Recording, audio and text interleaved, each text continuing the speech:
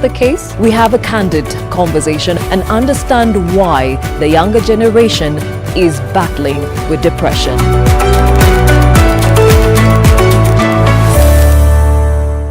It is important to note that proper waste management is an essential public duty in the fight against COVID-19. As NEMA, we've developed a robust national guidelines on safe handling and disposal of this waste. We need to be responsible as citizens of this country to ensure that we do not mix household domestic waste with other hazardous waste. Used gloves, masks should be treated essentially as hazardous waste. NEMA, mazingira yetu, uhai wetu, wajibu wetu.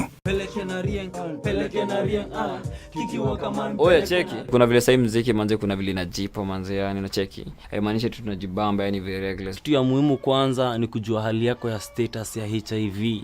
Kwa hapa hivi tuwapeleke na Rieng, tujue venye manze tutasaidiana sika vijana. Na kwa unaogopa kwenda pale hivi kwa clinic, unaweza pitia pale hivi kwa chemist ya mtaa, uitishe a self test kit na wanauza 500 bob only. Unajitestia tu mtaani, unajua hali yako. Manze na ukiweza patikana nayo, yani uko positive manze, usiogope. Kuna madawa yani jo, kuna counseling manze, unaweza kula fit yani, alafu unaweza piga bado ma exercises kiasi hivi. Na kama nyewe manze ukiweza patikana yani hauna manze, usiasi tu unaenda kutafuta tena. Cheki. Ukiweza abstain. Lakini maji yakizidi unga, wrap it before you tap it. La bila gloves haiwezi. Rieng ni kujijua. Unapoendelea kujikinga kutokana na HIV, tafadhali zingatia taratibu zote za serikali za kujikinga na virusi vya corona. Afya bora, maisha bora. Jipime, jiinue. Kenya, like other countries in the world, is faced with an unprecedented crisis as a result of COVID-19 pandemic. KenGen is the leading electricity producer in the East African region. Currently, we generate a total of 1,803 megawatts drawn from hydro, geothermal, wind, and thermal. In response to the coronavirus pandemic, we have deployed mechanisms to ensure electricity generation continues uninterrupted during this period of uncertainty. We come to work for you to ensure you have reliable electricity supply even during these hard times.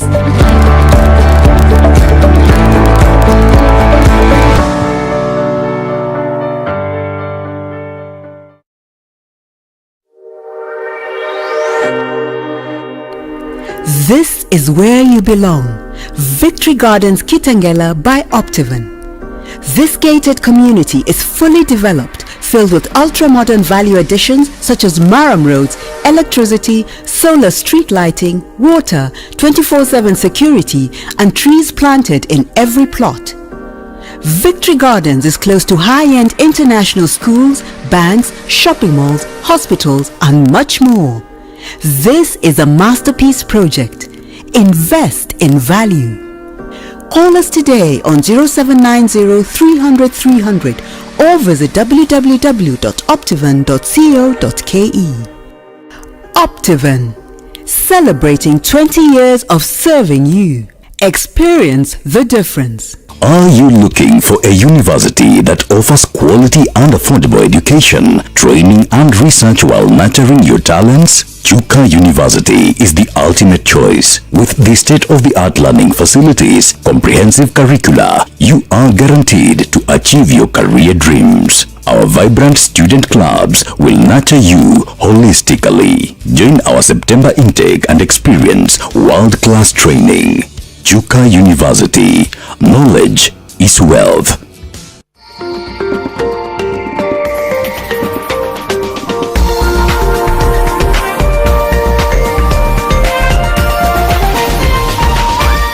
This is NTV.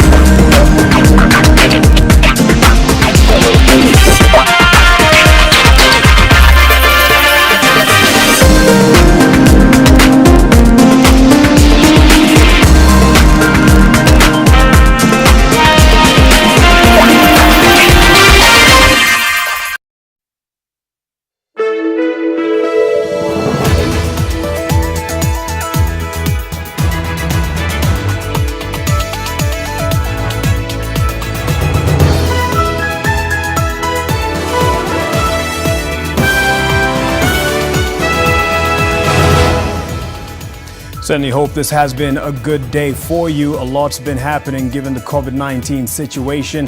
And yes, the numbers do not look any better than they were yesterday. And we start with a global view of the situation. And there are over 10.9 confirmed infections around the world, with over 521,000 people having succumbed to the virus, and recoveries of 6.1 million. In Africa, we look at the confirmed cases that are over 420,000, with reported deaths of 10,464 and 202,000 at least having recovered. In the U.S., there's at least 2.8 million confirmed cases and reports of 131,000 people having died, with recoveries of 1.1 million patients. We'll be looking at the Kenyan figures in a moment. First, the other stories ahead. Tonight, mystery and agony. Two children who went missing 3 weeks ago found dead and decomposing in a car parked at a police station. Tuliona skeleton. Mtoto hakuwa hata na nywele au watoto. Na nguo tulipata. Hatuelewi walijipata hapo aje. The issue of bringing the picture of the driver or the owner of the vehicle into this matter is totally untrue. Plus, the 4 children whose mother strangled them to death laid to rest. Also tonight, the COVID-19 numbers are rising and creating a greater dilemma on government as it mulls further reopening the economy. The control measures to curb the spread of the virus cannot be done away with altogether. And court sets date for the hearing of DJ Evolve's shooting case as Babu Owino threatens to sue the Nation Media Group over the latest coverage. Claims it has damaged his reputation.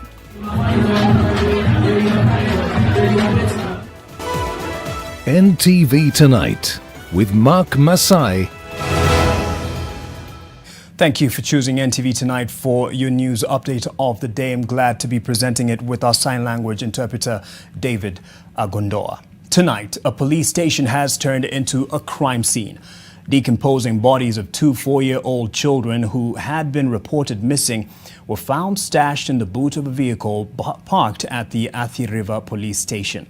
What's strange is that the police say the vehicle has been parked at the station for 3 months, yet the children were reported missing only 11 days ago. The children's families are accusing the police of foul play as the demand answers how exactly the children ended up inside the vehicle without anyone seeing anything. Setolale with that heartbreaking story. Distraught family members of the late 4-year-old Alvina Mutheu mourning the tragic death of their loved one at their home in KMC Job Inn, Athi River, Machakos County. Still in the same 3-story residential unit, another family, that of Jackton Odhiambo, is mourning. The 2 children were not only neighbors but also friends.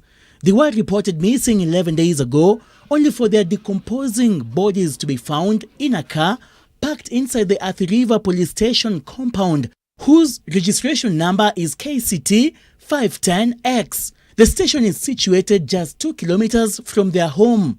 Family members and neighbors are still shocked as to the manner in which the 2 went missing in such a broad daylight.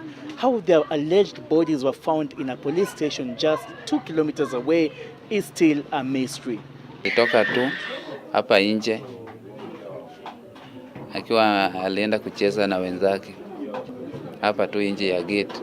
Sasa wakati mamake alikuwa anamtaka, mimi sikuwa karibu hapo, tukaanza kutafuta. Tulipiga ripoti Kitengela police station, pia tukaenda mpaka Mlolongo police station, tumeenda mpaka Nairobi, tumeweka picha yao kwa post kila mahali, hata hapa. Kuna namba 2 tuliwahi pata hiyo muda. Mmoja alikuwa Saidi Bomet. Sema akiwa ngari mafuta aende angalie kama wale watoto wameona ni hao, tukapeleka polisi. Kuna mwingine alikuwa anasema atumiwa 500, maana makapeleka polisi. Hizo namba 2 tu ndio tulipata kwa mazimu, sikiongelea hiyo maneno. Walisema ni mwili imeharibika, lakini tulisema lazima tuone. Tuliona skeleton, mtoto wako hata na nywele au watoto, na nguo tulipata. Sasa hatukujua kwamba ni hao watoto ama ni watoto wengine. Tuoni venye walinjipeleka police station. Ile ingine hatuelewi walinjipata hapo aje cause kitu iko na maswali mingi. Kwa hiyo police station tunaamini kuna ulinzi, kuna kila kitu. Ile walitueleza walisikia tu harufu ndio walijua nikaa kuna kitu ili happen. Mama mzazi wa mama wawili wa watoto, hiyo siku alipitia kwa hizo mangari nyuma. Kuna kitu aliona hiyo siku, aliripoti hiyo siku watoto walipotea. Hao watoto walifika hapo aje, na kwa nini walienda tu kwa hiyo gari?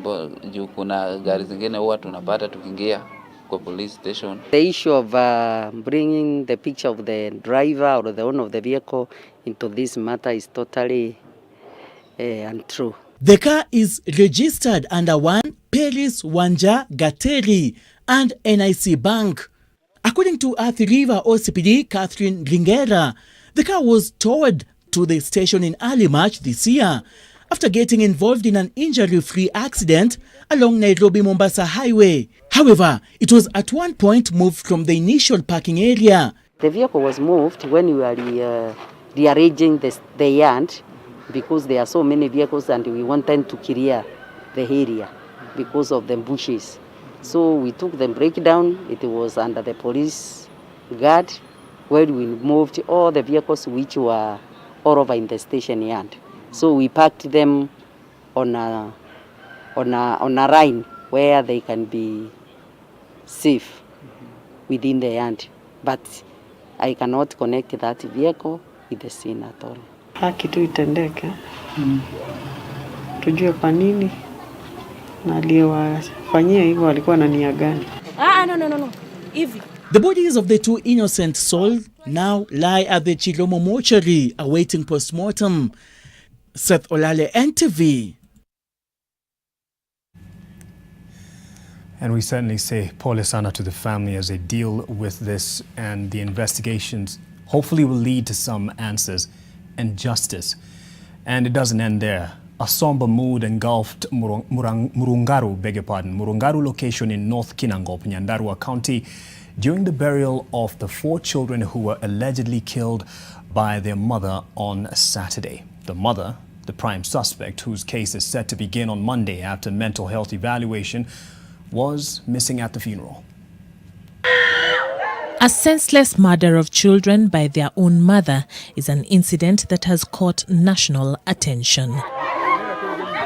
Today, the 4 children, 8-year-old Melody Warigia, 6-year-old Willie Masharia, 4-year-old Samantha Njeri, and Whitney Nyambura, aged 2, were laid to rest in an emotional ceremony. The absence of their mother was glaring. Though she is the main suspect in their murder, the mother, who portrayed an innocent demeanor a few days after the ghastly killings, would have asked to attend the funeral and could have been granted the right. At the funeral, people who had seen the results of a broken mental state were encouraged to seek help before taking drastic and permanent action to resolve a temporary problem. Unaposikia ndoa imekusukuma mpaka mwisho, kabla hata ikufikishe pale mwisho, tafadhali kuja kwa ofisi. The death of the 4 children could have been prevented if only their mother verbalized the challenges she was going through. Na nawasihi sana, urafiki ni kitu ya maana. Usikae na jambo kwa roho yako ukose kuambia wengine. Tafuta mtu mmoja, ikuwe ni pastor. Yule mtu unaweza mwambia shida yako, na yule naye unapoambiwa shida na mtu fulani, do not just take it for granted. Earlier this week, the murder suspect, Beatrice Mwende, was arraigned and took the opportunity to explain why she took the lives of her 4 children. She blamed the incident on demonic forces. I had as if something is telling me to kill her. And that is what I did. I strangled the girl. Beatrice Mwende Kimodhoi has since pleaded guilty to the murder charges, claiming that she made peace and would wish to pay for her sins in prison. Family, friends and the public at large still trying to make sense of this heinous act that draws attention to the overlooked state of mind of many people amid the COVID-19 pandemic that has exacerbated situations and claimed lives indirectly beyond the mere infection of the virus. Charity Mwangi, NTV.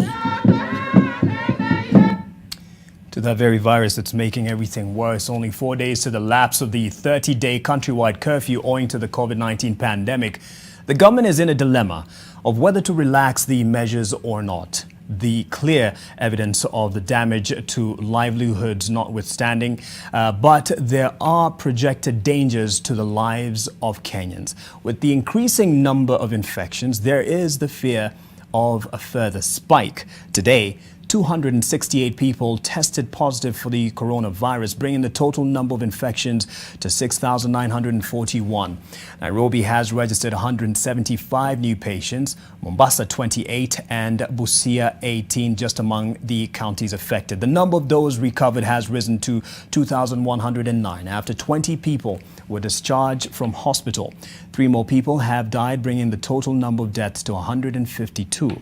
NTV's Sharon Baranga now looks at what gives bleak prospects of the economy being fully reopened.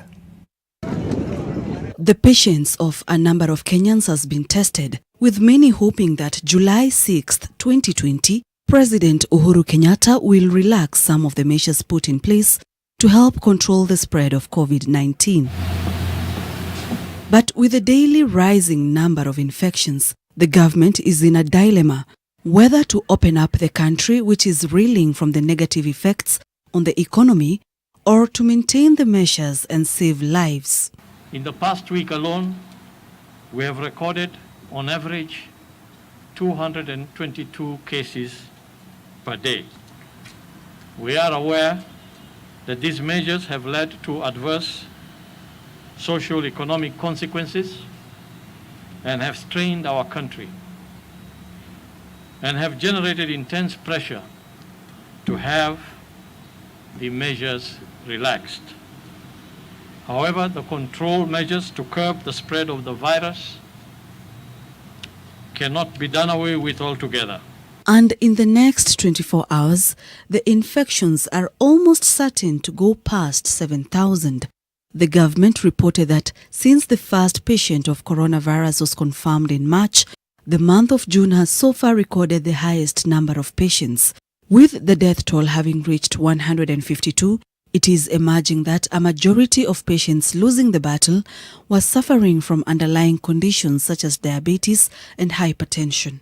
COVID-19 pandemic has exposed the vulnerability of people living with non-communicable diseases, and hence the ministry, in collaboration with the county governments, has put up measures to ensure that non-communicable disease clinics remain operational during this period.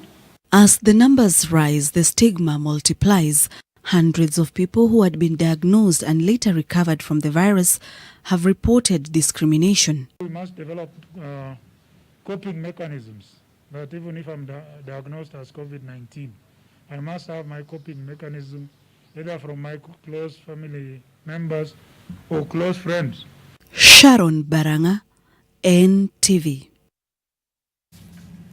Still on the pandemic, 15 out of 83 students from Coast Region who were last week repatriated from Sudan have tested positive for the coronavirus. This is despite them being declared COVID-19 free before leaving Sudan. Fatma Bugu has that report.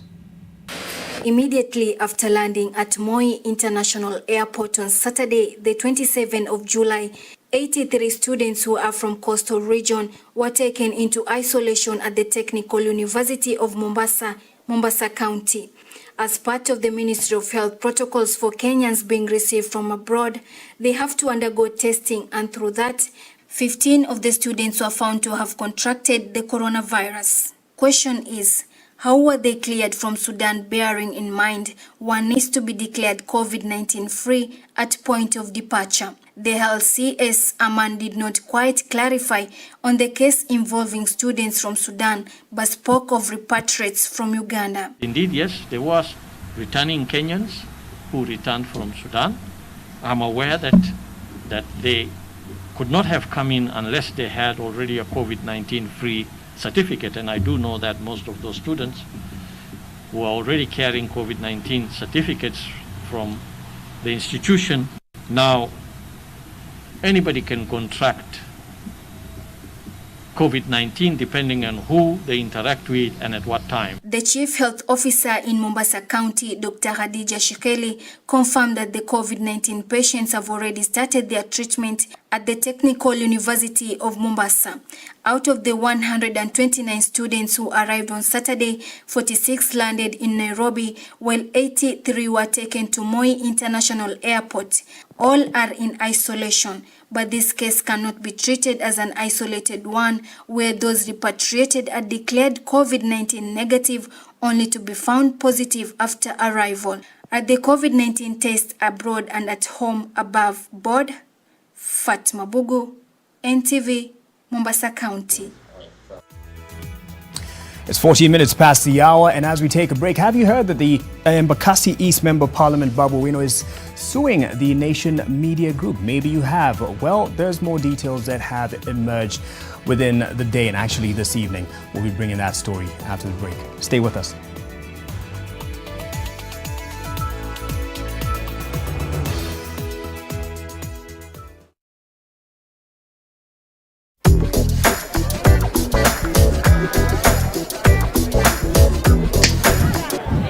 Sasa anamupenda lakini anashindwa kujielezea. Si life ingekuwa hizi kama mambo yangekuwa one touch yap kuongea na kujielezea.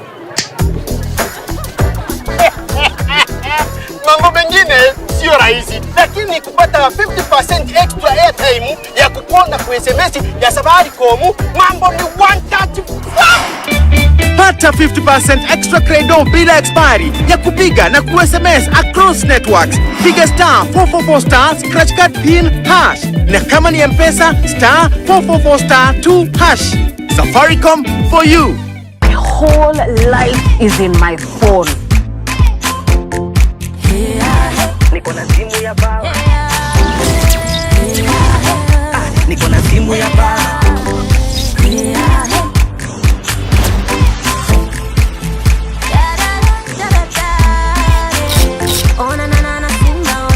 Niko na simu ya baba. Mimi ko sawa. Niko na simu ya baba. Kani picha simu ya baba. Shine up your game moment, yeah.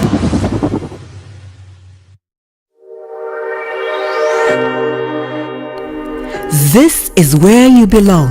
Victory Gardens Kitengela by Optivan.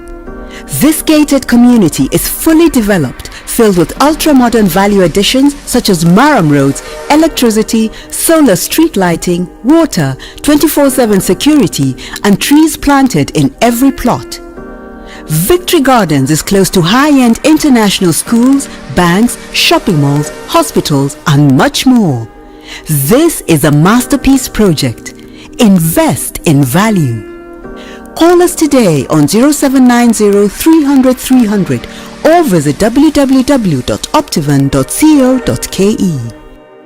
Optivan, celebrating 20 years of serving you. Experience the difference. I'm here for small biasharas, in my hood or beyond. I'm here for my customers, who are sought every time they come through. Put your business on the map with Visa, where you shop matters.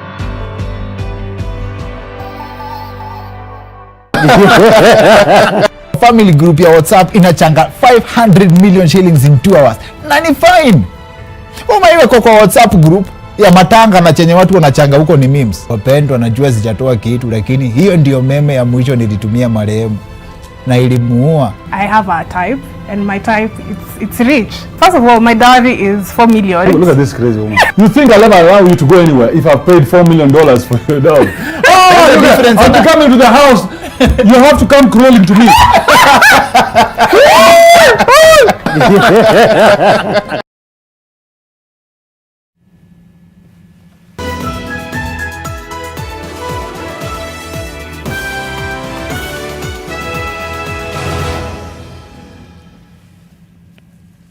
Welcome back. With the measures to prevent the spread of the COVID-19 virus, lives have been saved, but thousands of livelihoods have been killed. An overlooked group are the women who move from door to door to do laundry for pay. They're commonly referred to as Mamafua. Rose Wangoi looks on their plight. Every morning, Mary Wamboi wakes up and heads to a particular spot in the leafy suburbs in Nairobi where she does laundry work. Hers is a case of living from hand to mouth. Wamboi is among many women whose livelihoods revolve around doing household chores for Nairobi's well-to-do families in the suburbs. They congregate at Kasuku Center in Kileleshwa every morning to try their luck of getting a job. But coronavirus has greatly disrupted the lives of these women who live in Nairobi's informal settlements. With the pandemic, Wamboi is wondering how she and her family will survive. Sahi hakuna kibarua ya kufua na wamama wanateseka huku mtaani cause tunategemeanga hizi vibarua ndio tunalisha watoto wetu nazo. Tunatokanga Kangemi muguu kukuja hapa kutafuta kazi. Kila mtu anasema tukikanyaka kwa nyumba yake tutapeleka corona. Tunaambiwa hatuna social distance. Tunaambiwa hatuvai maski vizuri. Carrying placards, the women groups drawn from Kangemi, Kawangware, Mlolongo and Mathare held a peaceful demonstration. They want domestic work to be integrated into broader policies. They claim their work is undervalued and unprotected. They still do not have access to any kind of social security coverage. Kama mimi sasa ni miezi 3 sijalipa nyumba mpaka nimeshindwa nitafanya namna gani. Tumehangaika sana, mtukumbuke. Hatujawahi pata chochote kutoka kwa serikali. Kujitokeze watu wa Samaria wema wawaunganishe kwa vikundi.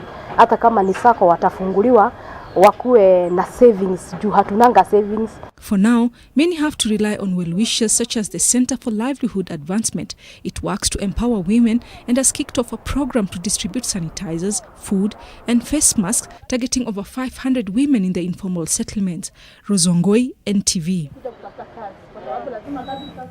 And Rose Wangoi's revelations from her report follow with some more facts that are emerging where many Kenyans who reside in informal settlements have been hit the hardest since the outbreak of the coronavirus in Kenya.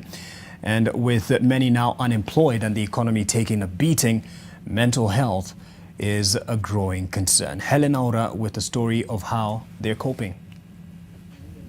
Phoebe Akinyi sifts her omena as she prepares for the day's sales, hopeful that the day will be her best yet.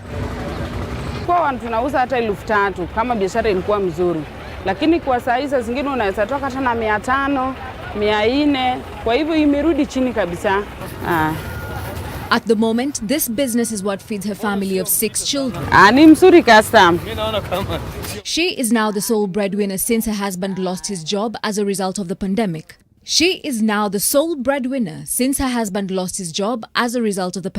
With a full house, expenditure has also gone up. While the ministry has pushed for online learning, Akinyi says this is impossible for many families in the area. Mi mambo hiyo ya online, mimi sihusika angi nayo. Hawasomi online, wako tu hapo. Elsewhere in Kibra, Mary Akinyi is putting her house in order. Her husband passed on some years back and she has been doing menial jobs to put bread on the table. Life has not been the same for her and her 2 children since the outbreak of the virus. Anaweza kupata tukose tukule wakose walale hivyo hivyo. Kwa mimi mwenyewe na mawazo na stress kulingana na magonjwa. The psychological strain brought about by COVID-19 is increasing by the day. With loss of jobs and a strained income, many remain anxious of what tomorrow may hold. Helen Aura, NTV. 8th of July, mark the date. That is the day that the judiciary has set for the hearing of the case where Babu Owino is facing attempted murder in the shooting of Felix Orinda, alias DJ Evolve. However, the Embakasi East Member of Parliament and only suspect in the near-fatal shooting has threatened to sue the Nation Media Group as he demands an apology. Anita Nkonge has the latest details in a matter that has seen the DJ's father come out to declare that Babu Owino is not that bad a person.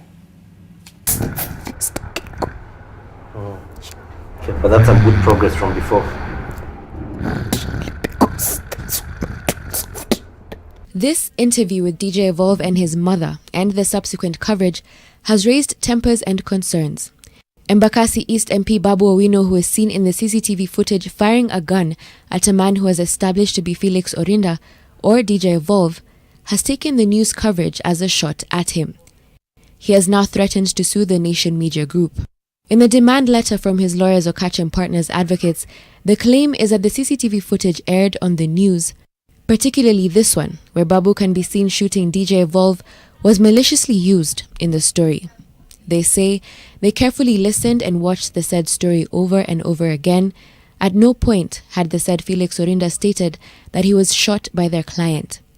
They add that even before the news item which aired on Monday, the said Felix Orinda has never ever stated in any forum whatsoever that he was shot by their client. They add that the Directorate of Public Prosecutions has further confirmed that in fact DJ Evolve has never recorded a statement on the matter. Furthermore, they say the story infringes on Babu's constitutional rights to a fair hearing and that as a result, the airing of the story, as well as the subsequent stories on NTV and its sister publication, The Daily Nation, greatly injured his reputation in front of the right-thinking members of society, his constituents, colleagues, friends, families around him, leaving him embarrassed as well. He further alleges that he has been receiving death threats. He now wants the Nation Media Group to admit to putting out slanderous reports, apologize, and cease doing stories on the shooting incident in the way it has. In the course of the day, a video emerged online where DJ Evolve's father, John Orinda, says that he appreciates Babu Owino's support in paying the victim's hospital and home care bills. Babu Owino naona kama si mtu mbaya sana, ingawa tujakutana na yeye tuongee, lakini hajapotea. Kama ni mtu amepotea, ndio unaweza sema huyu mtu atakuja anaweza potea baadaye. He further speaks to the narrative that Nation Media Group's coverage of the story is off the mark. Mimi naomba tena watu wa Nation, watu wa media waache kusumbua yeye na maneno, sababu wakiona vitu kwa TV inakuwa sio mzuri, huwa anakumbuka ile ilipita. Naona kama anakuwa na huzuni kama hii ya juzi. Alikuwa na huzuni sana akiona vile alikuwa na vile yako sahihi. However, DJ Evolve's mother has expressed displeasure in these statements.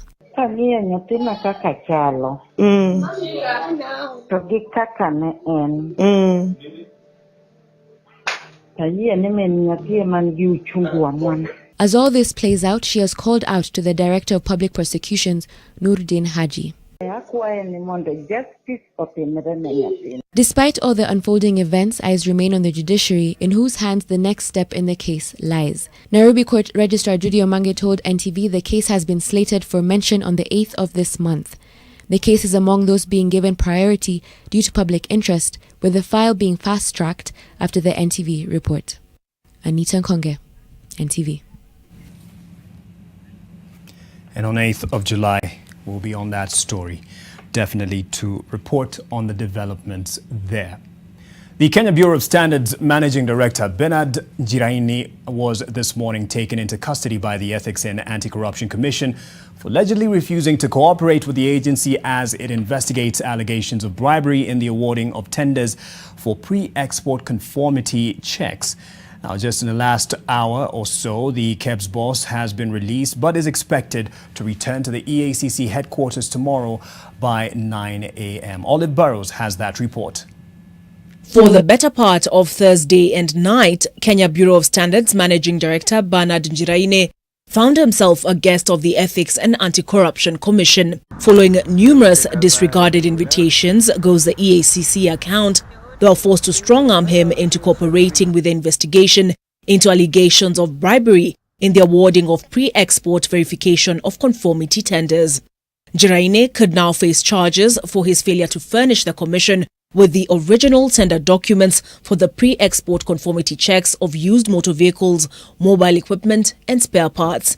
The development coming a month after KEBS took Quality Inspection Services Inc. Japan, the sole company contracted to carry out pre-export compliance checks in Japan, to task for overcharging importers to the tune of an estimated 2.3 billion shillings since 2018. One George Odhiambo sued the agency and QISJ in May, demanding that importers be refunded the monies they paid in excess of the set sum and that alternative pre-export verifiers be certified in the spirit of fair competition. A competitor, Auto Terminal Japan, has also called for a probe into the sole award of the tender to QISJ, alleging that it was irregular.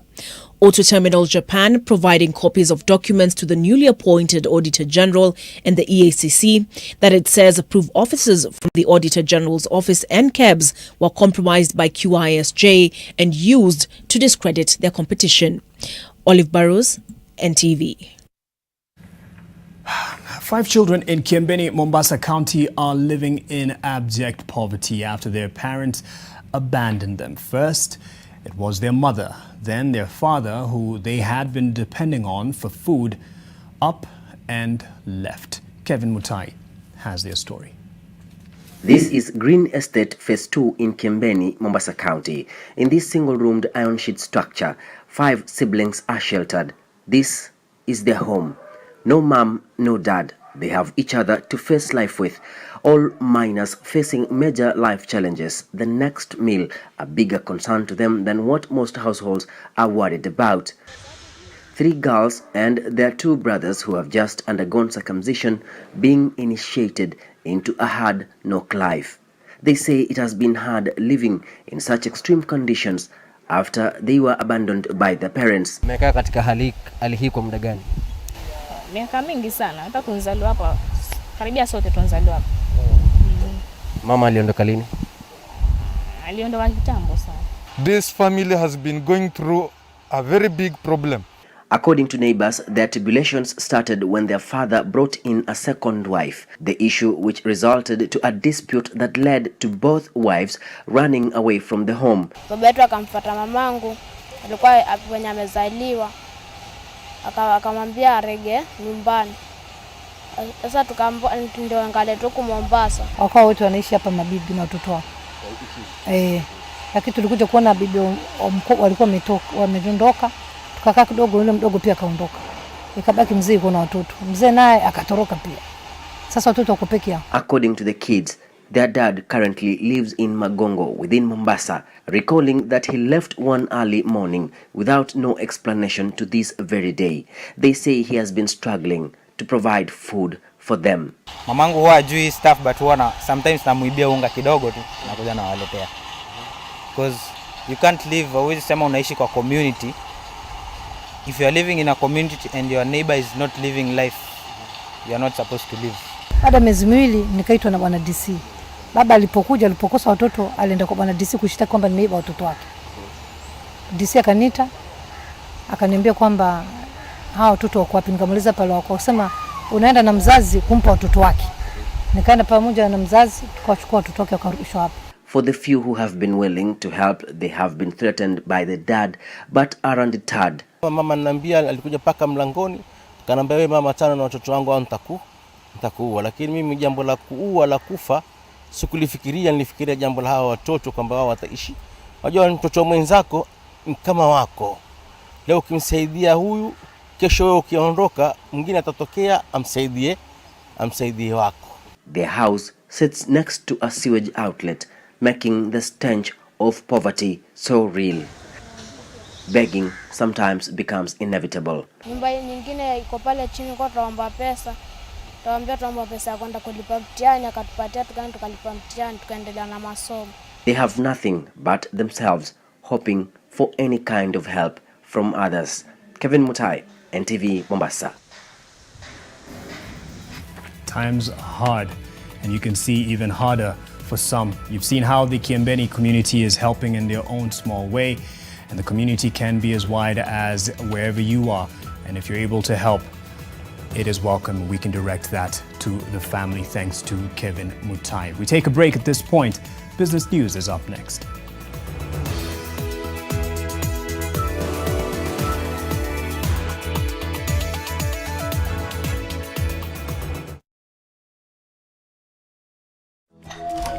Ah, Helen Paul. Hello, madam. Would you like to join us on this mission? Yes, but how? Just one question for you.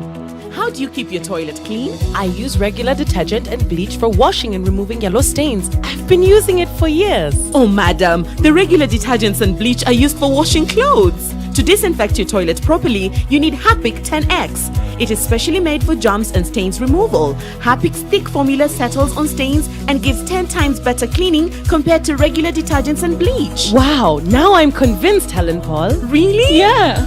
Now that she's part of the mission, the next house is yours. So vile nasema, wacha nikubatie statistics. Niko na gamia 1500. Tunakuwa drapo gamia na kuwa 6000. 2000 natengeneza leather, natengeneza viatu, wallet, kibeti, nauza hapa, nabatia wewe 50%. Wacha niweke credit nikupigie. Namna gani wewe? Hii mambo ya kuishiwa na credit kila saa? Come on. Nunua hiyo simu ya Vodafone. Calling fiber to fiber is 0 shillings per minute, and it is not expensive. Only 2,999 Kenya shillings. Alo hali wa. Hata fadhali hiyo credit ikae ninunue simu basi. Faibika leo na Vodafone for only 2,999 Kenya shillings. It will always be free to call fiber to fiber. Enjoy the naturally appealing taste of our unique fruit blends. Every sip will delight your taste buds as they explode with flavor. It's only natural you invite your family and friends to your kind of world. An exciting world of 6 different flavors to pick from. Represent who you naturally are with Juice Drink. Naturally ours with no added preservatives. A quality product from Bidco Africa. We all are looking for products to protect ourselves from viruses, but not all products protect us. Did you know that using Dettol soap and water protects against viruses? Many viruses are surrounded by an envelope with receptors that enable them to enter a human cell and cause infection. Dettol soap destroys the outer layer of the virus and effectively removes it. Protect your family from the spread of viruses with Dettol. Dettol cleans and is now tested and proven to be effective against COVID-19 virus. This has been Medivax for Dettol. I'm here for small biasharas, in my hood or beyond. I'm here for my customers, Kuasot every time they come through. Put your business on the map with Visa. Where you shop matters.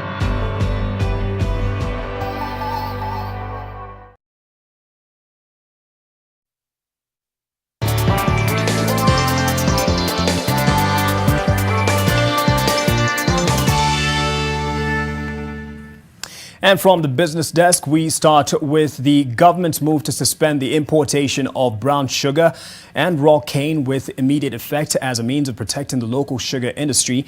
All applications for brown sugar imports will now be subjected to the Sugar Imports-Exports regulations, which will soon be gazetted.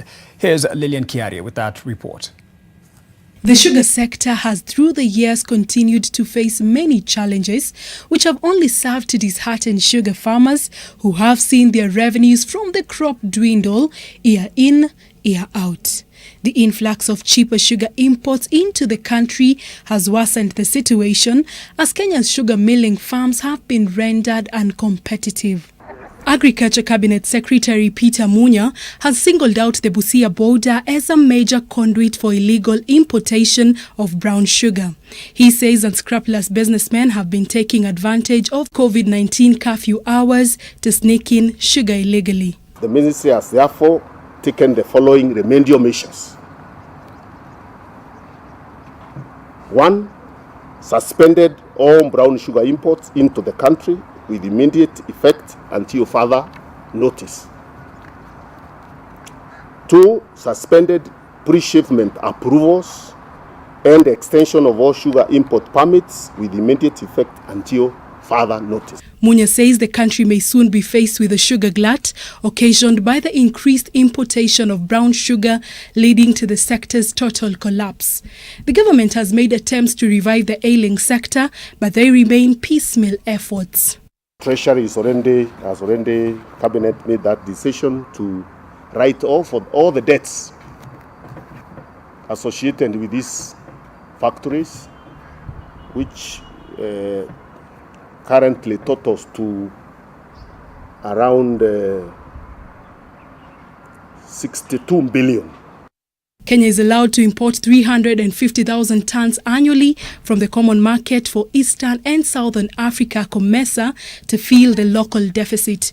The move to suspend imports may become counterproductive for a majority of Kenyans if it results in a spike in the price of the commodity. Efforts to privatize the country's main sugar millers continue to experience hiccups, and now the government has decided to change tune altogether. The Ministry of Agriculture says that it has finalized the documents of leasing these sugar factories and has forwarded them to the Attorney General. Lillian Kiarie, NTV. The National Treasury has released its 5-year strategic plan, which fails to take into account the COVID-19 pandemic. Treasury, however, hopes to tackle the adverse effects of the pandemic through a new economic recovery strategy. The government has also revealed that it has imposed on itself a limit for public debt, although there is still plenty of headroom to reach that limit. We have a strategy of how to repay back the debt. We are not planning to go beyond 9 trillion in the next 2 years because, as you all know, the debts are maturing and we are paying. So as we pay, the debts level, we are planning to maintain them on that same level. The COVID-19 pandemic has been a major disruptor and will reshape our economy in many ways. It is for this reason that we will endeavor to support the efforts of the National Emergency Response Committee for COVID-19 in the short term, while we work on a long-term solution under a new economic recovery strategy to usher in post-COVID-19 new norm. Kisumu Governor Professor Anyang' Nyong'o has launched COVID Connect, an app which will enable the residents of Kisumu County carry out self-checks for symptoms that may be caused by the coronavirus from the comfort of their homes. The COVID Connect app, or LUSCII app as it is identified on online stores, has been successfully used in countries such as Switzerland, the Netherlands, Nigeria and Ghana. The app does not replace medical interventions, but only acts as a complementing factor to the process of detection for treatment. Kisumu has so far registered 24 cases of COVID-19. The launch took place at Maseno University. Has only 5 cases of community transmission.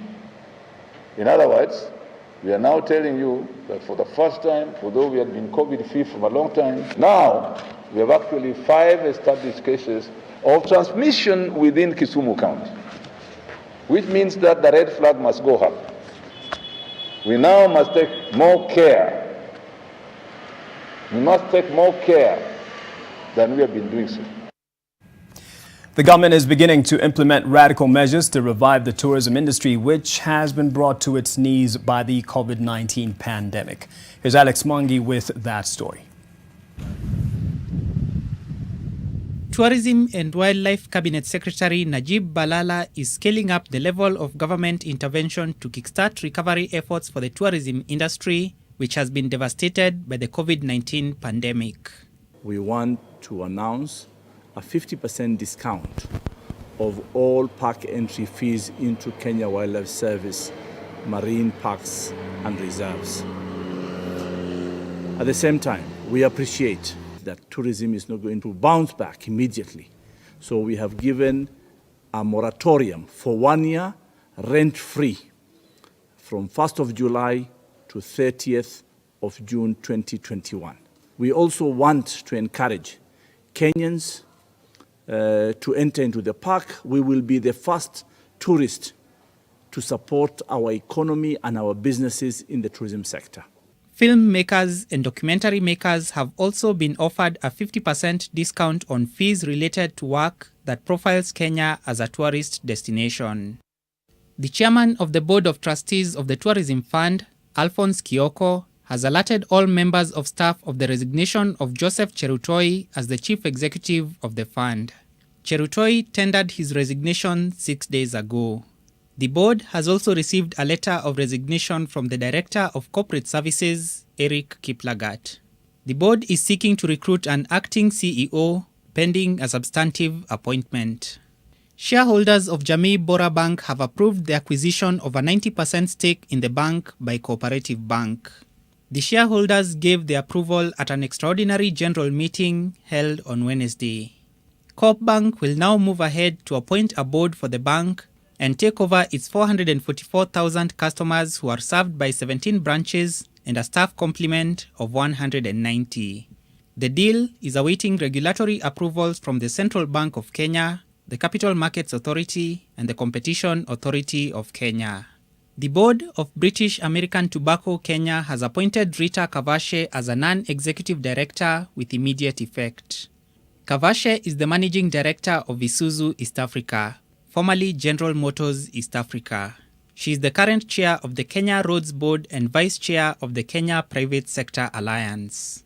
Kavashe is also a member of the Kenya Vision 2030 Delivery Board and is a non-executive director of Bamburi Cement, a subsidiary of the Lafarge Holcim Group. Alex Mwangi, NTV. Alex closes the business bulletin, but we have more, including sports with Ida Waringa. Stay with us.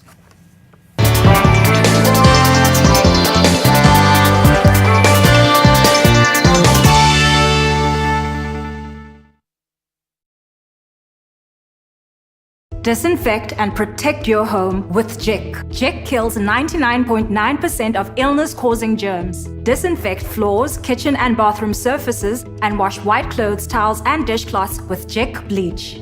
Just Jik it.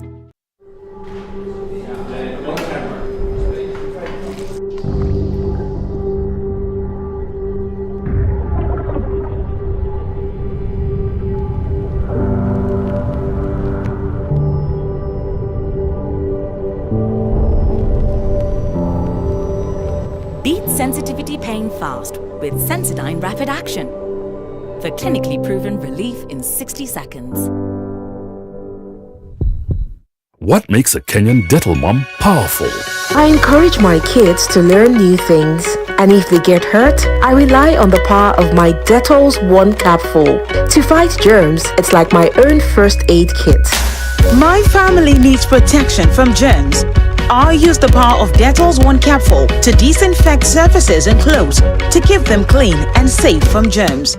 I trust the power of Dettol's One Capful for bathing. The power of Dettol's One Capful protects from up to 100 illness-causing germs.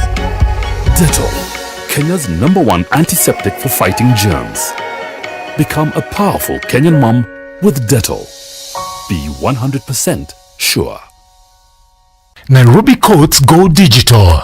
Starting July 1st, 2020, all new cases in Nairobi will be filed electronically. In line with Chief Justice David Maraga's blueprint focusing on automation of the judiciary, Nairobi courts have now adopted an e-filing system. The platform enables law firms, advocates and wananchi to file cases online. Advocates will no longer visit courts to file or banking halls to pay court fees. Starting July 1st, 2020, the following services will be available: e-case registration, e-payment, e-case search, e-calendar, e-service. All are advised that no more manual filing will be allowed in Nairobi. The e-filing system is accessible through the Judiciary website, www.judiciary.go.ke. Sustaining Judiciary Transformation, a service delivery agenda.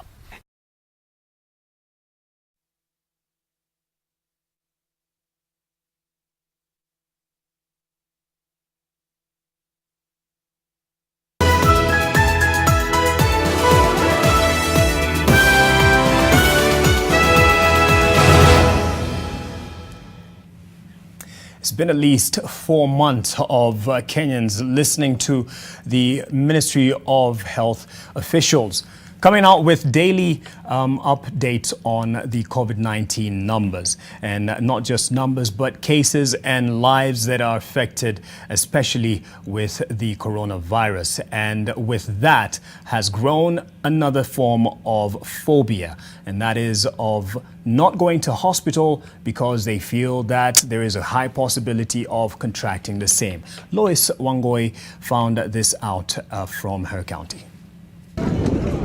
4 months since the country recorded its first case of coronavirus, and as the number of positive patients spike, the number of patients needing different kinds of treatment has dipped.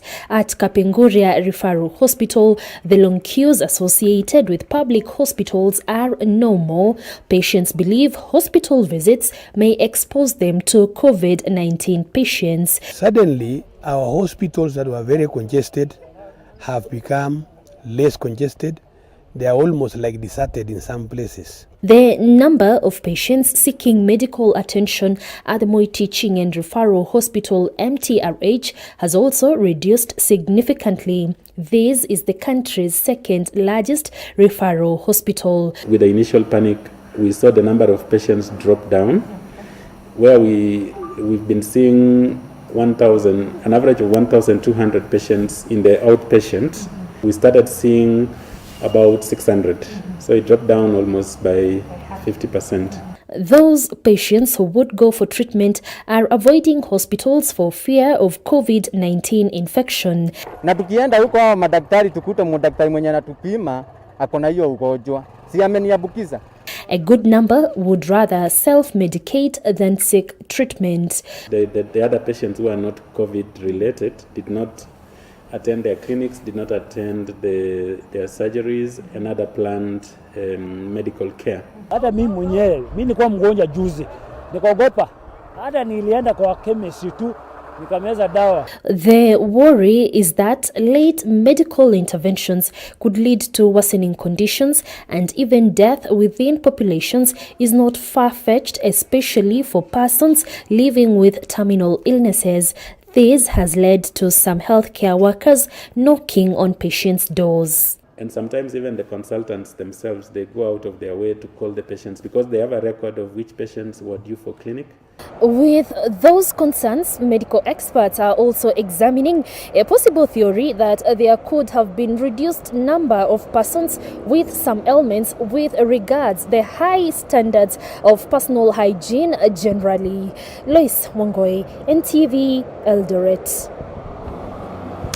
And at this point, we take another break, but we leave you with what to expect on the Daily Nation tomorrow. Complete realignment of the government, that is to create an expanded executive and yes, remaking of the cabinet. And there has been a lot of people shaking and wanting to be seen in terms of what they're delivering within the cabinet. If you've been keen on their moves in your Daily Nation tomorrow, find out which cabinet ministers face the chop and who is likely to be spared. Plus, the ticking coronavirus time bomb.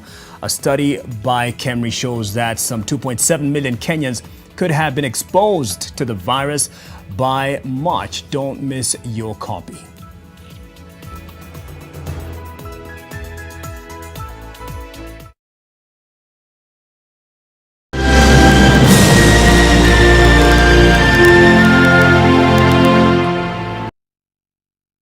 Wakenya, hii fight hatukuchagua, lakini tuko na choice. Tuchague kujilinda. Tuchague kuprotect familia zetu. Tuchague usafi. Kuosha mikono. Kuosha manyumba zetu. Ndio tulinde watoto wetu. Na tuvae mask. Future yetu iko mikononi mwetu. Kenya, let's do it for the ones we love. Nairobi courts go digital.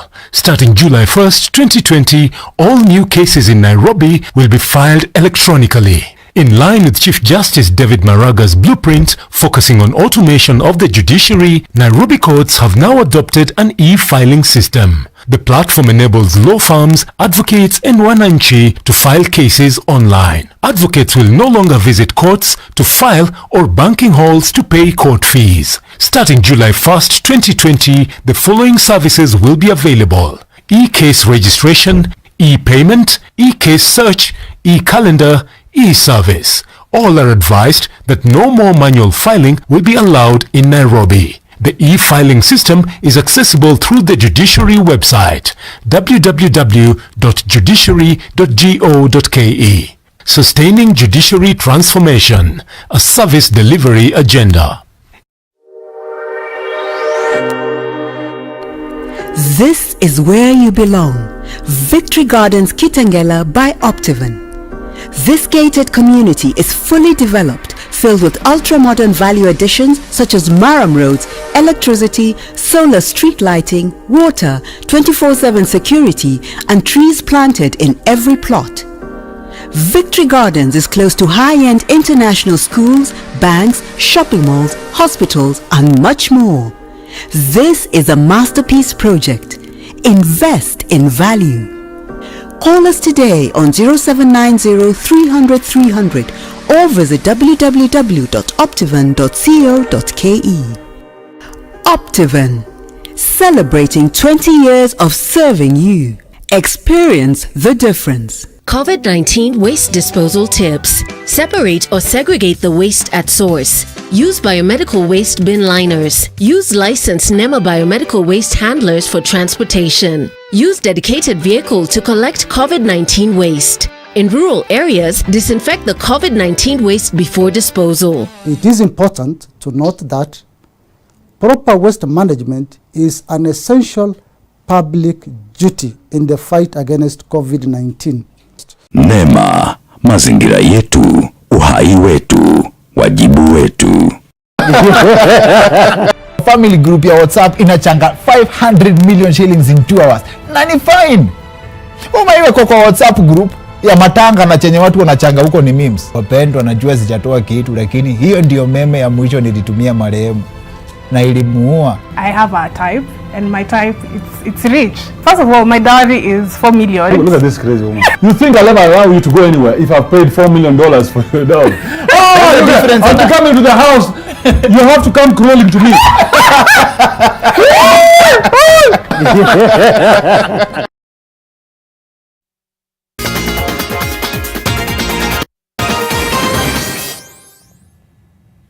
A very good evening on this World Sports Journalists Day. Time for some sports. I'm Ida Waringa. We start things off with the Kenyan Premier League side Nzoia Sugar FC, who have received a reprieve in the form of a team bus and a 2 million shillings token from President Uhuru Kenyatta.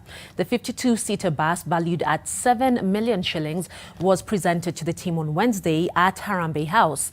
The vehicle was bought, I do beg your pardon, courtesy of the President, the Devolution Cabinet Secretary Eugene Wamalwa and friends of the club. The club, which lay 15th on the KPL log before the cancellation due to the COVID-19 pandemic, reportedly owes its players salaries dating back to May 2019.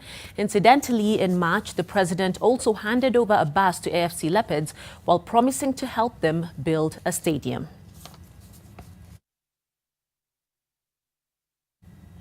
Well, speaking of AFC Leopards, ANC party leader Musalia Mudavadi has met the club officials for the second time in the last month, this time with legends of Ingwe. Last time, Mudavadi presented a check of 33,000 Kenyan shillings to the club to clear land charges for a piece given to the club by the late President Daniel Arap Moi, who hoped that the club would build a home stadium on it. AFC, who lay 6th on the KPL log before the season's cancellation, has been in a financial crunch that has almost crippled every league club. But better days loom with a land rate cash gift, team bus unveiling, and a new sponsor, BetSafe, coming on board.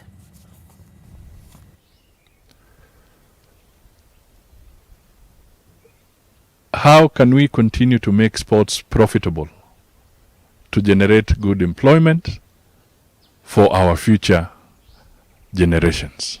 Leopard kule hapo Kasarani, na leo pia alikuwa invite legends tunafuatilia tuone tumefikisha wapi hii mambo ya land, na pia tumefikisha wapi mambo ya club. Na sisi kama familia ya AFC Leopards tunajipanga kuona vile tunaweza inua timu yetu, na pia vile tunaweza inuana kama watu wa njia moja. Na tumemshukuru sana, alikuwa ametupatia kiasi fulani cha pesa 633,000 shillings za kulipa kiwanja, na nimemregeshea risiti, tumelipa na tunaendelea kusukuma hiyo kiwanja ili kuja ikuwe ya AFC Leopards. Great, all the best. Well, football, once the beautiful game, has now become a well-written script where winners and losers are decided way before kickoff for financial gain. Match fixing has become that silent but deadly disease slowly killing Kenyan football, with the scourge often discussed in hushed tones and behind closed doors. This Sunday at 9 p.m, NTV investigates and opens the can of worms on just how far the corrupt vice has rooted itself in the country's game on the football con. Football. Once the beautiful game. Now, a well-written script with the winners and losers decided way before kickoff. The player who told me pointedly that the game was thrown was called match fixing. The silent but deadly disease destroying Kenyan football. I met Wilson, nicknamed Willie, introduced to him as Willie. This Sunday at 9 p.m. Sports betting is just cancer. We are ready to die for our country. NTV investigates on just how far the corrupt vice has rooted itself in the country's game.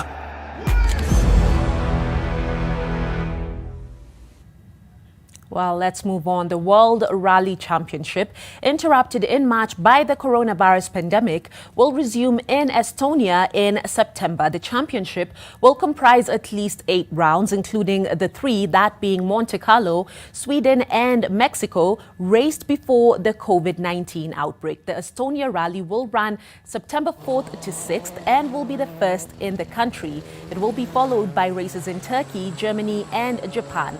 The WRC also announced the Argentine rally, originally postponed in March, that had been cancelled, joining Portugal, Kenya, Finland, New Zealand and Wales as legs which were on the original 2020 calendar but won't be run.